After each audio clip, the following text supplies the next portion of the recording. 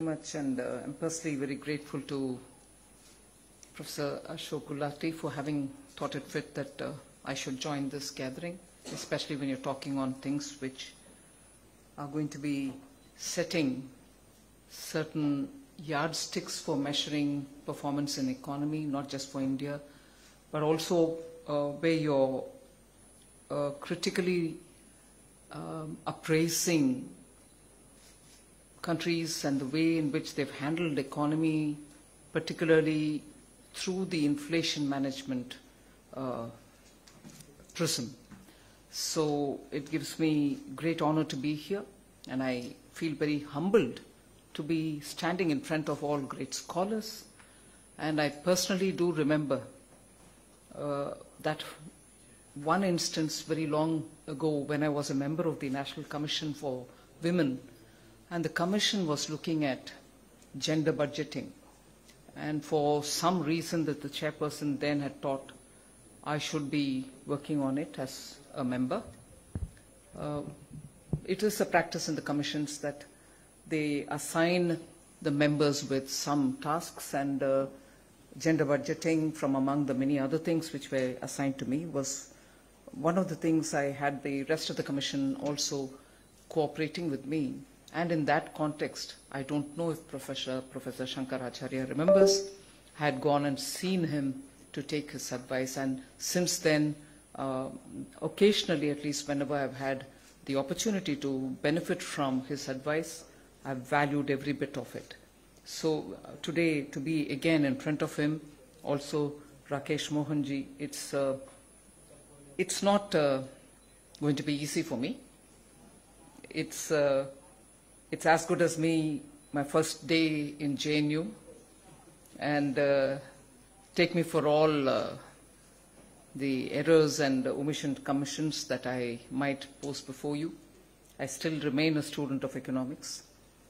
But what probably can be drawn from the things that I say here would be like a process documentation of what has happened in the Ministry of Finance for the last 2-3 years, more than me formulating anything before this August gathering.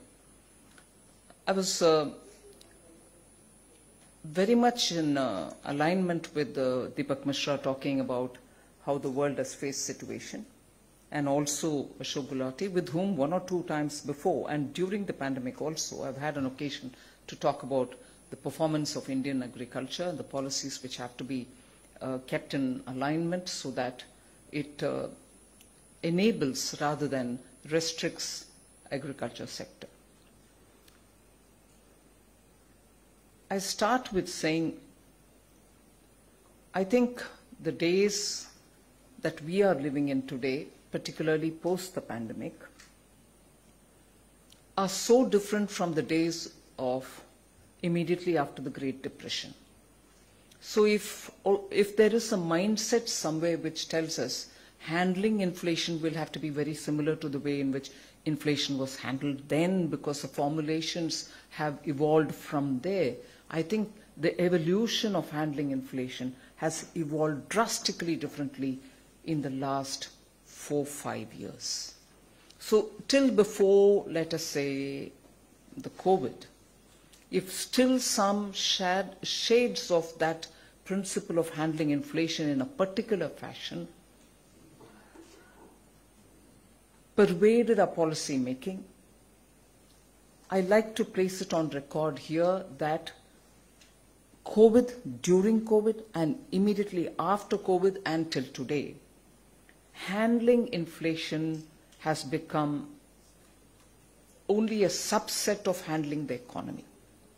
That over-dominant control inflation so you'll be able to control everything else as a fallout is no longer, if I can say it with a bit of a cheekiness, is no longer relevant. You need to worry about inflation, yes. But if you look at the context in which we are talking about inflation, particularly since 2020, there are so many different factors. If you address each one of them for what they are, inflation is expected to fall in place is the experience of at least India. I'm not speaking for many other countries. So what are the factors which are so different for India as different from what is being practiced elsewhere?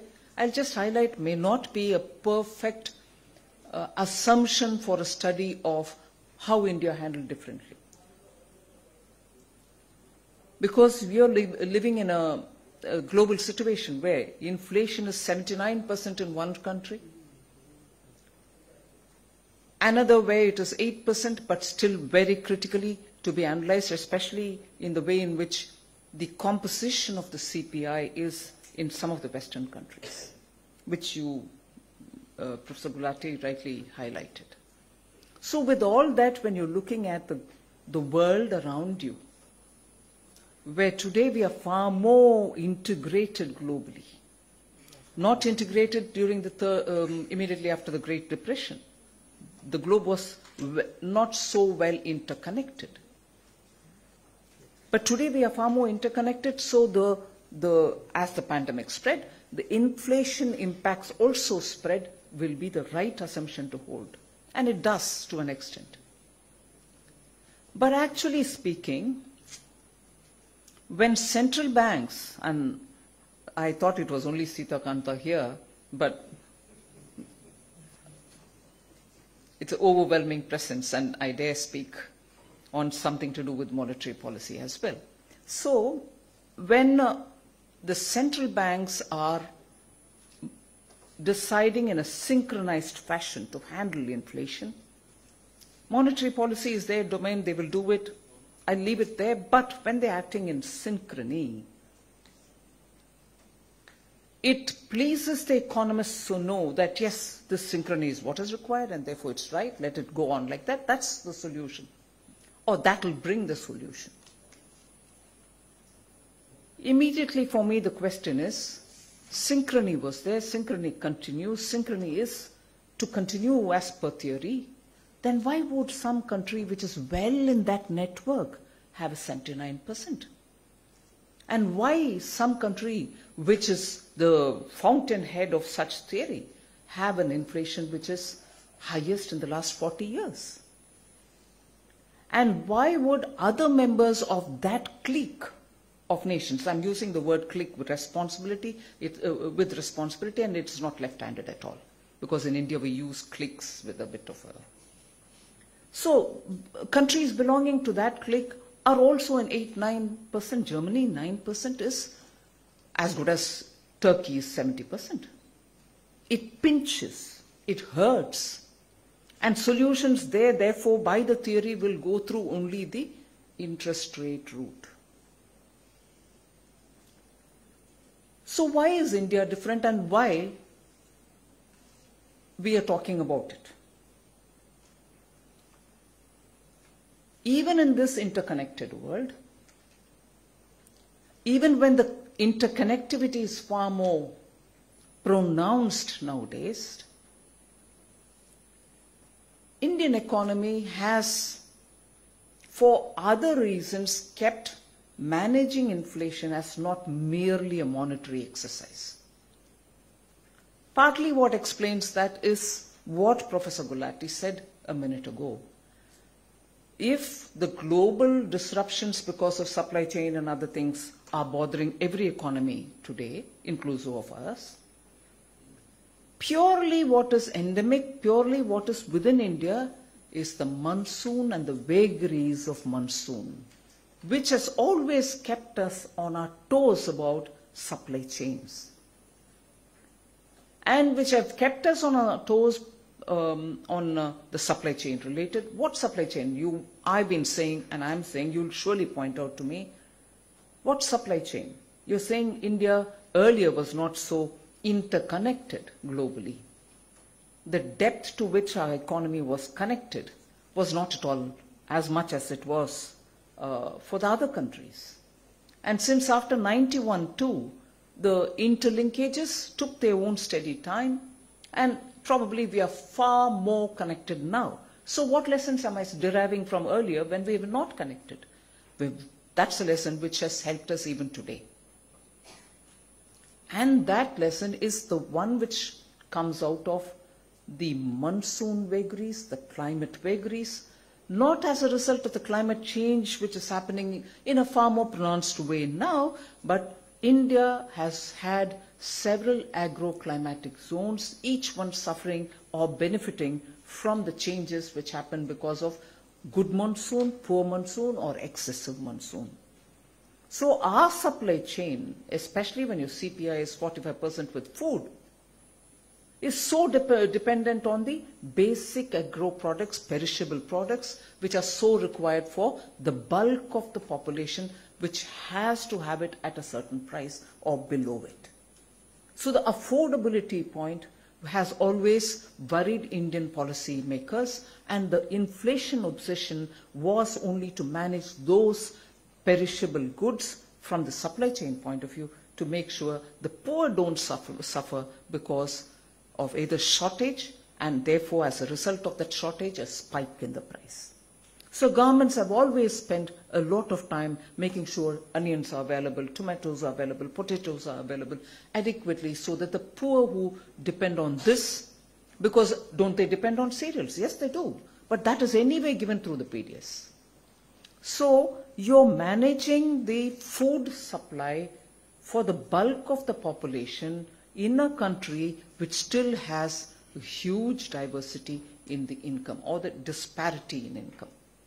So inflation management from this kind of a perspective has always guided India, and you're consistently, and in fact I would say probably the system has been evolving and given itself some kind of a framework which operates each time. And I wouldn't say comfortable framework, but a framework nevertheless, so that you know what happens when monsoon fails, in some districts where crops suffer, in some other districts where there is excess crop, and also this test which happens from policy makers, the balancing that you're expected to do. Because you have a vocal urban population, a vocal middle class, even if they are not in urban areas, which constantly pillory governments, and probably rightly so, for making food grains or perishable edibles or even basic essentials, which even can be under the FMCG, beyond their purchasing capacity or beyond the price at which they are comfortable with. So that pillaring happens. Equally, at the very same time, the concern that the farmer should get the right rate for his products. So you're looking at India for every agroclimatic zone for the products which come out of there, adding to the larger national pool, and equally, therefore, making sure the farmer gets his due when he should. And when the farmer gets his due, it shouldn't spike the price for the consumer. So the Indian policymaker, much before the global disruptions happened, much before the deep global interlinkages happened, much before the war happened in Ukraine, much before the COVID, had gone through this drill year after year after year. So you knew these kind of disruptions are the ones which you have to be ready to face. So you create a buffer stock. You make sure there is an MSP. You also make sure that the storage capacity for perishable are in situ, at the same time appropriate for each of the crops. On all these measures, the government has been working absolutely one after the Atmanirbhar announcements in the midst of the pandemic. Also gave focus to creating capacities in villages. And there, the capacities are not being parachuted there. Local capacities are being created with local farmer FPOs, with NABARD going there and giving money, and making sure even organization like the Baba Atomic Research Center is brought in to do something as regards permitted levels of radiation to protect crops or perishable commodities from perishing too quickly so that they can be stored for some time. So all this happens, and I'm very glad to say here the Prime Minister himself sits in each one of these meetings. Professor Gulati would have been there to make sure that storage, distribution, and that is why the logistics thing is also very important. I'll underline the fact that even during the pandemic, farmer trains were brought in so that commodities, agricultural produces which are grown very well in some products, some regions are transported very well quickly before perishing at affordable rates. And the train comes from those destinations directly to the markets such as Mumbai or Delhi where it is required. So the long and short of this side of the inflation management is looking at solutions which are going to ensure steady supply of food products, perishable products, which constitute 45% of our CPI. Now, when you talk of inflation, therefore, inflation, when in 2014 we formed the government, I think the inflation was somewhere at 5.9 kind of level. That kind of level or somewhat below it, it came down to 3.4 sometime later. That level continued to be relevant till about 2019-20. 18-19 was the time when it was at 3.4, and even after that it continued at that level, roughly at that level till 19-20. It was only after that, COVID, post-COVID, it had gone up, and therefore the discourse is, will you contain it within the tolerance band, +2? Here in India, again, as different probably from many other countries, the inflation that prevails in different parts of the country, despite the GST, despite creation of one market, despite removing the toll taxes, freeing movement of goods, vary from state to state. Now, I'm not doing politics here, but I will bring in an element where you might suspect I'm bringing politics, but it has definite relevance for the inflation, people who are studying inflation. At a time when global fuel prices went up, you wanted to be sure that that burden is not passed on to the end consumer. Where it was possible and how much ever was possible, the government twice reduced the price of petroleum products, to the extent it can be done. Now, very recently, widely available information in the public domain shows how inflation has varied from state to state. There could be several reasons for it, and I'm sure you're the expert who will study it.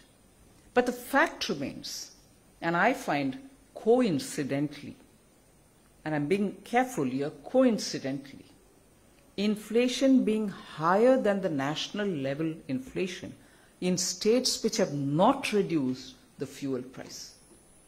You might think I'm stating the obvious, but it establishes the fact that the movement of food grains and food-related items actually has a bearing on the price of such items, which again, I repeat, constitute a bulk of our CPI.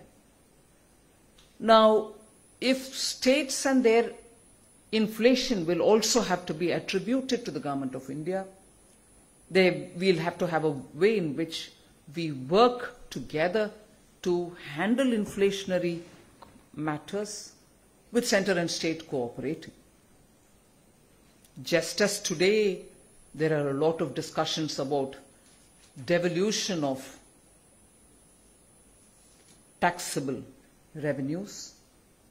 So based on the Finance Commission's criteria, you distribute, and even on that there is a lot of discussion saying it is not fair.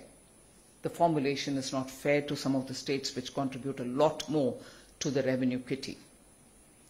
Similarly, there are, I would suggest, enough justification to have this understanding of how states also manage handling their inflation. It cannot be that the inflation is handled only by the center, and when states don't take enough steps, that part of India suffers for want of a relief from the stress of inflation. The exogenous factors affect both center and state, and that is where I draw your attention to the fact that if I've elaborated so much on the food, supply of food grains, perishable goods, I also draw your attention to the fact that India's medium and small industries, micro, medium, small industries, and their raw materials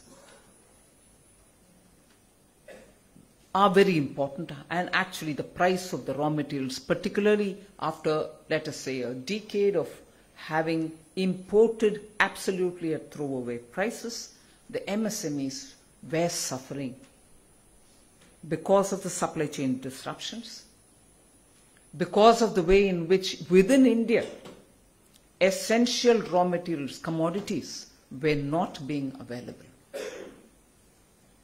And that's when India, or Government of India, made sure that at least the critical raw materials such as steel, iron and steel, we will bring in some export duties so that the price comes down, and it has shown a positive result. We could keep the price of steel in India in a way affordable for the MSMEs. But of course, equally, as I said about the farmer and the consumer, here too, there is a balance which has to be struck on the steel industries and their potential to export, earn profit out of it. We want exports to grow in every sector. Now we are restricting them from exporting by imposing a tax which makes them cost not so competitive. But the balance, therefore, is to what extent would you restrict? Will it actually have a bearing on the raw materials availability for our MSME? Farmer, consumer, MSME versus the export potential of industries such as steel. So again, in the Atmanirbhar policy and actions which followed, we have justified it from the point of view of duties where India, duties on import where India produces those commodities, those products. Duties on final consumption goods which we cannot afford because they eat into our labor which can be engaged to manufacture those. Duties definitely on those which can be mined and value added within India. So the import restrictions had a logic. They were not blind. They were not blindly imposed. Similarly, the export constraints which we brought in were again trying to make sure the supply and demand balance happens. You don't export away something and then import it again, causing double whammy. So the Atmanirbhar principles, in a way, are also a very powerful tool in managing the supply chains, and therefore indirectly having a bearing on the inflation itself.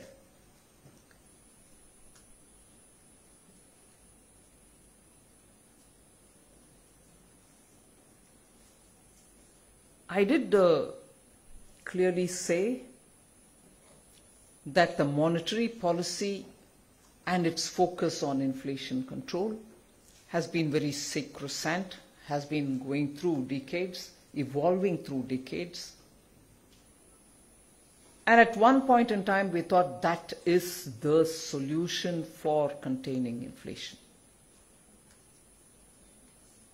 I say it with a certain sense of responsibility. Yes, it is one of the tools.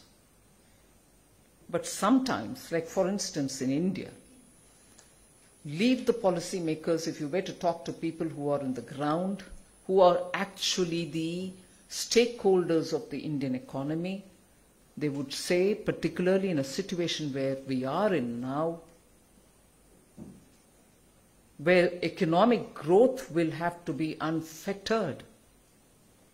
The IMF might periodically bring down growth, global growth, because of the way in which the war has affected them, the way in which the Russian supply of fuel, gas is hitting European countries.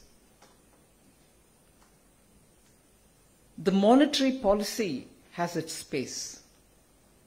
Before I come back to that, I would want to add one more. I did talk about the perishable consumer versus farmer. I did talk about the MSME for the raw material with the steel as an example.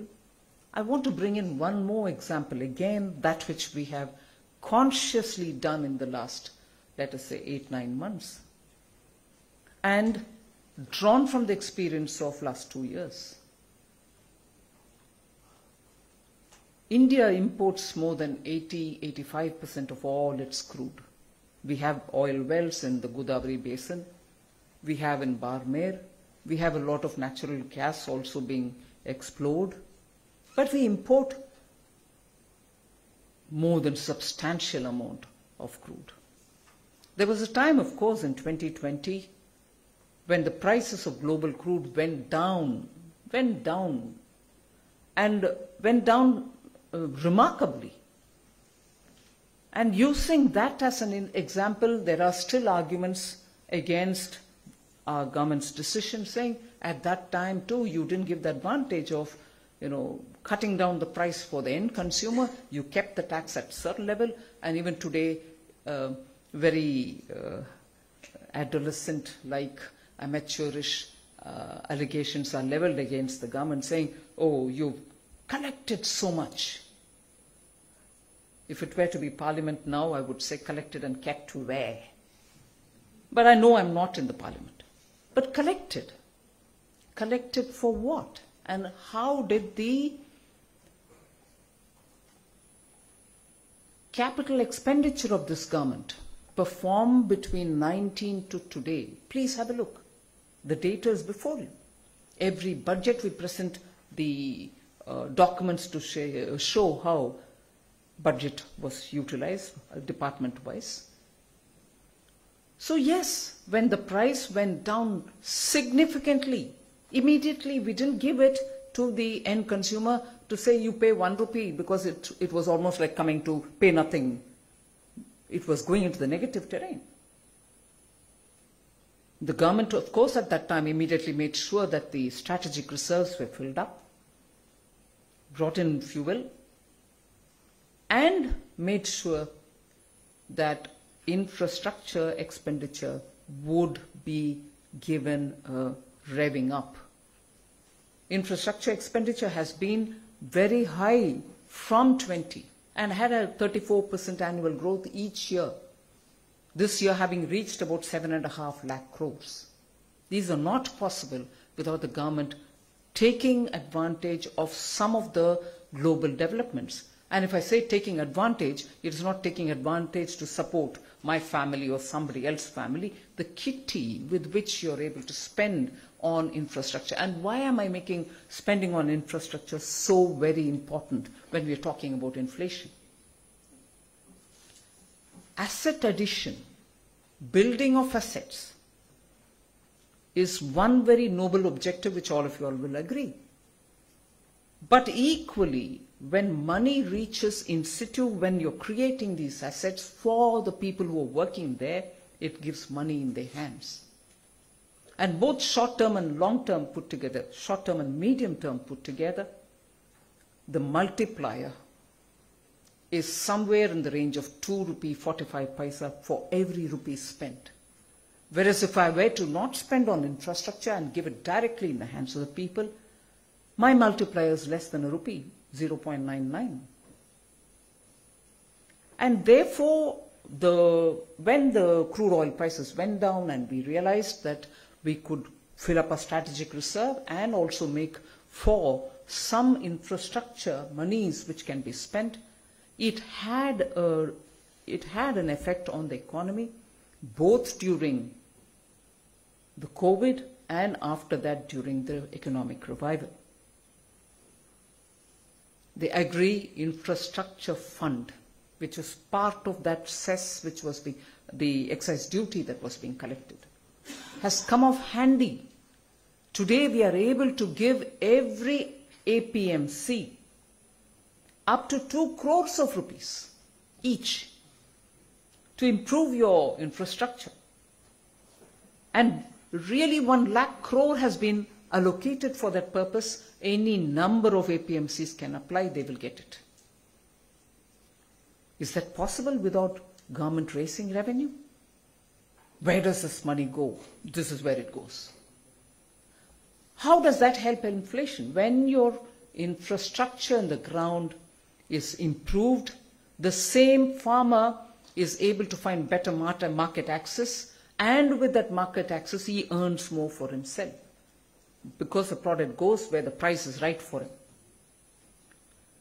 So that phase of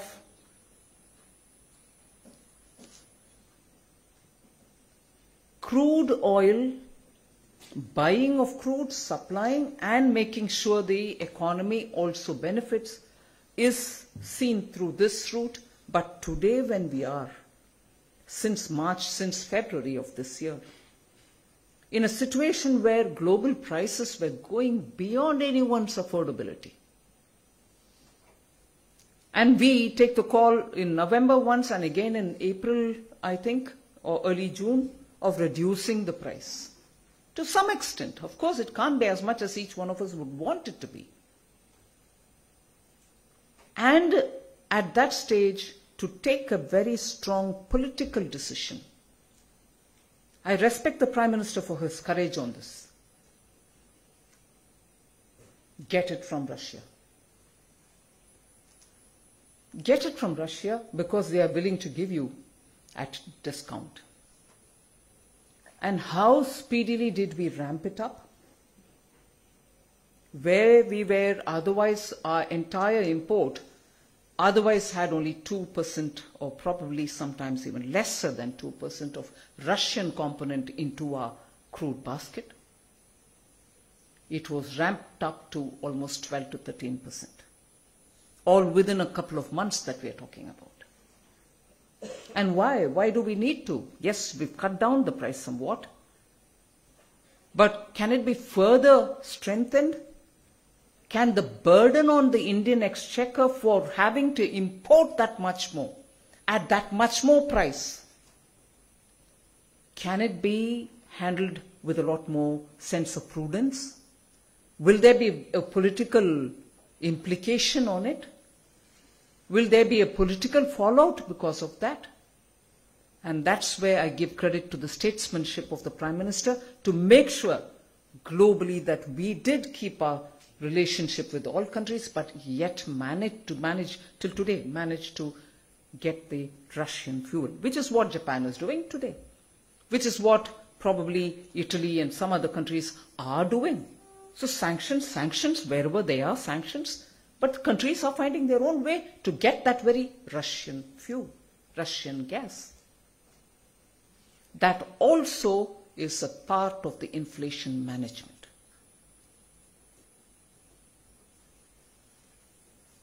And therefore, I just want to come back to the point which I left halfway, monetary policy. Reserve Bank will have to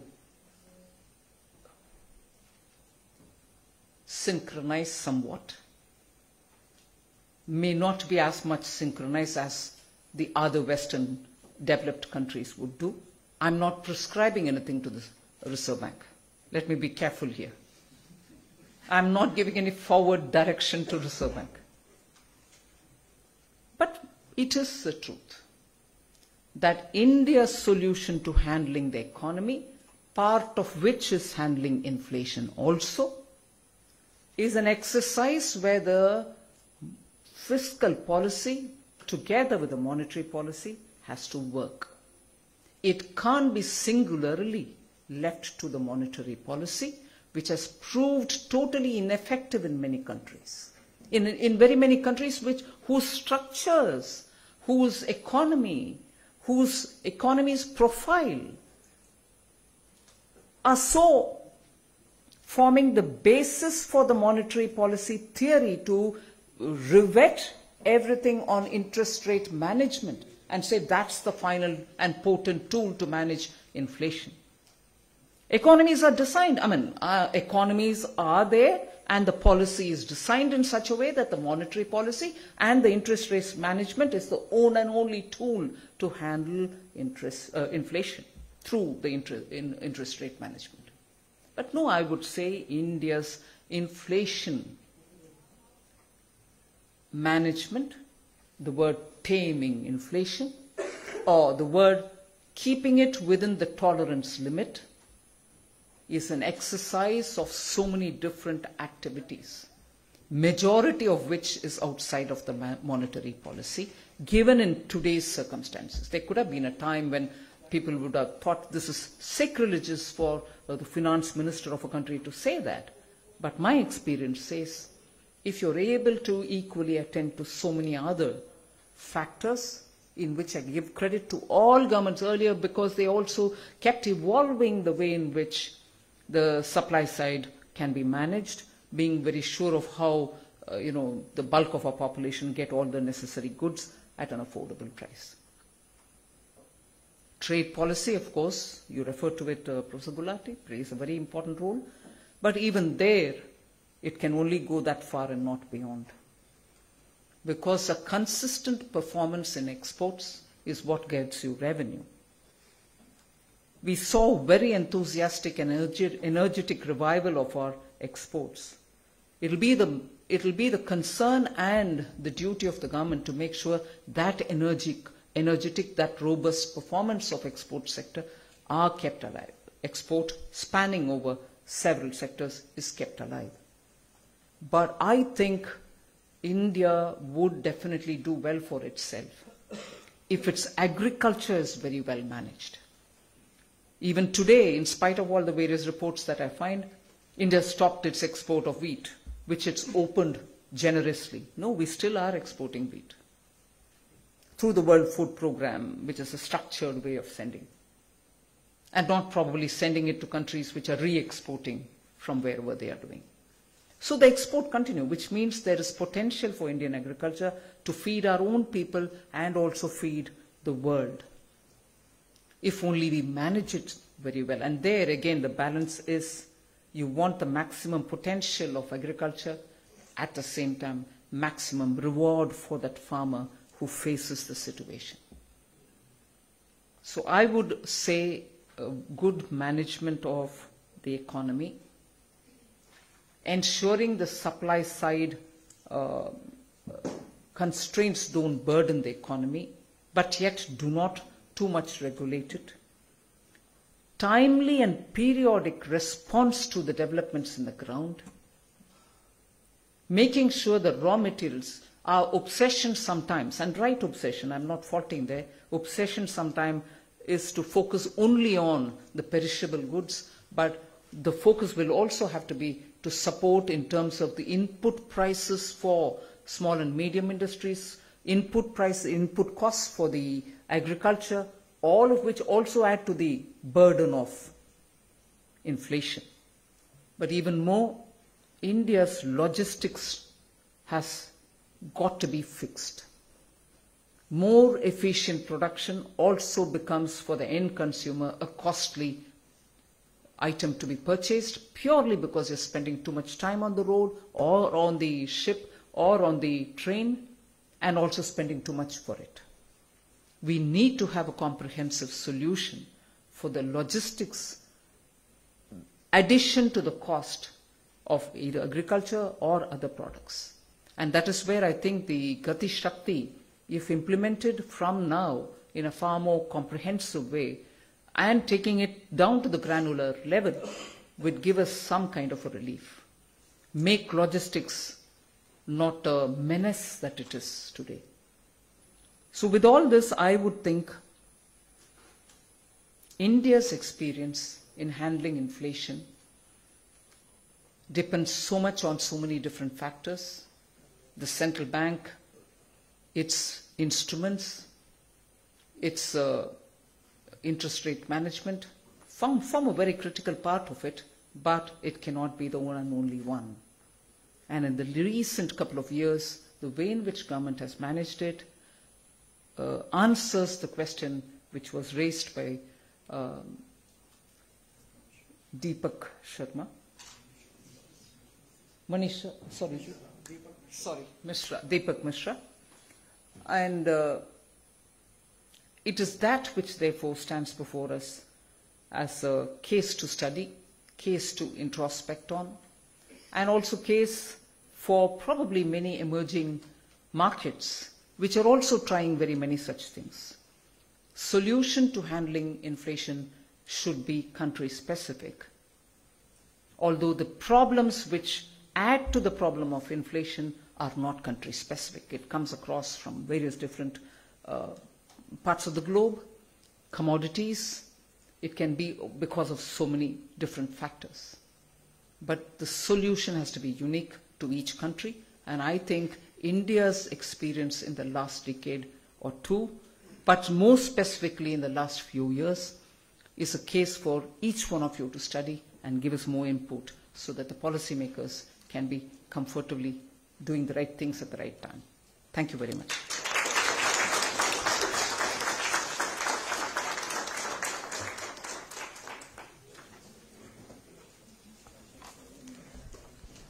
Thank you very much, ma'am, for enlightening us with deep learning and valuable knowledge.